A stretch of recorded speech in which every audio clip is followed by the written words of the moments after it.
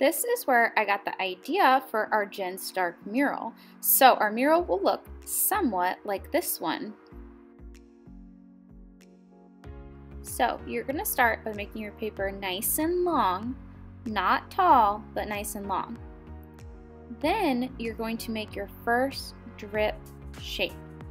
As you guys can see, mine kind of looks like a wonky W.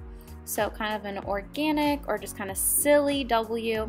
Then I'm starting from the top of my paper and going down and then ending at the very top of my paper too.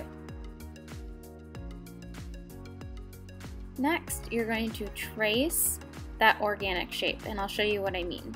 So I'm starting at the top of my paper. I'm going to go down and around doing the same kind of shape that I just made. It's not perfect, which is totally okay. And I'm going around and making that same shape. This next step is hard, so pay attention. Nah, I'm just kidding. So we're gonna start at the top and just do the same thing over and over again. I'm going to repeat it. So I'm gonna make that same shape all the way down. You should have at least 6 drips to paint so that you can use all of the colors of the rainbow. 6 drips. Next, I'm going to use a black marker to trace the pencil marks that I just made.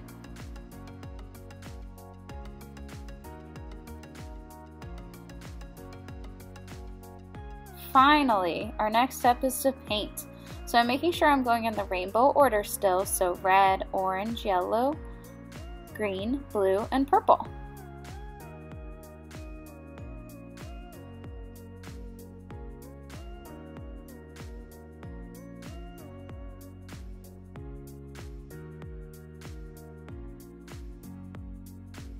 Before we get started, let's talk about our tempera paints.